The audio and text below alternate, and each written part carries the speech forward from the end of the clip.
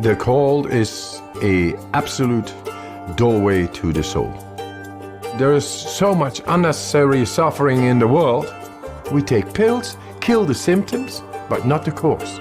And apparently we cannot become happy, strong and healthy. Hey, I know the way.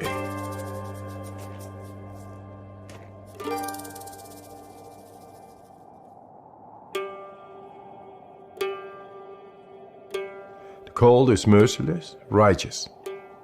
It brings you direct in the depth of yourself. You're not thinking. Your emotions stop. You are just surviving. And it brings you in the purity of the physiology as well as the soul. And you get in a different plane than our conditioning. And that makes you a free man. What's special about Wim is that he kind of has this mind over body control that's pretty phenomenal. When he is exposed to the cold, his body just physically reacts differently from a lot of other people. Right now, I'm holding 26 Guinness World Records, and all related to extreme cold. My records range from staying in the ice for 1 hour, 53 minutes in direct contact with the ice, running fastest half marathon barefoot, climbing Kilimanjaro in record time in shorts, swimming underneath the ice for the longest distance. Wim is a very special person. He has an aura to him that is very positive energy, but what you can see when he begins to breathe, he has the ability to focus his mind and body together in a higher function than most can do. I created a method. The components are breathing, mindset, and cold exposure. Gradual, non-forced cold exposure. And that's to optimize the mind-body connection. Wim has figured out ways, namely through breath work and through exposure to cold, to take conscious control over aspects of his physiology that, for most people, they simply can't tune into and control.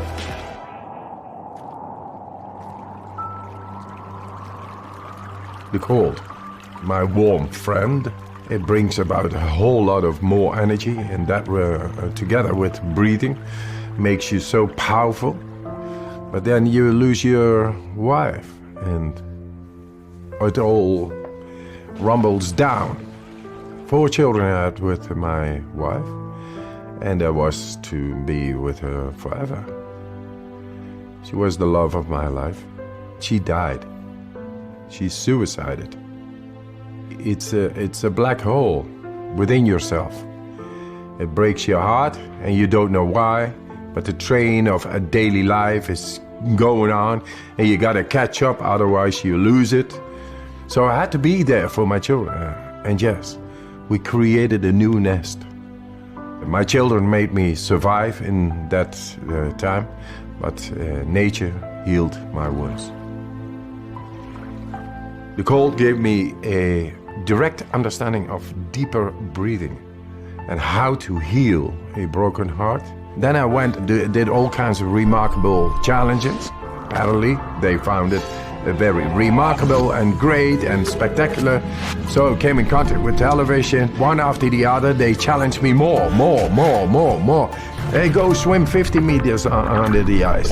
Go swim 100 meters under the ice.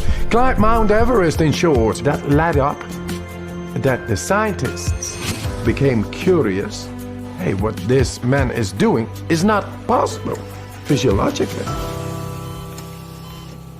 The science of what Wim Hof Method does is one of the primary interests of my lab now, because it is so powerful and it's been shown to be powerful in the immune system, and we believe it will also hold some real potential for treatment of neurologic diseases. And this breathing technique brings you right into the deepest part of our physiology. Anybody can do it. So you become the alchemist of your own chemistry. Let's do this. Just breathe in. And let it go. Fully in. We become alkaline. More oxygen is getting in toward all cells. Then the alkalinity makes the chemistry right in our body. Then we are able to take a last inhale after 30, 35 of these breaths. Deeply in, letting go, and you stop.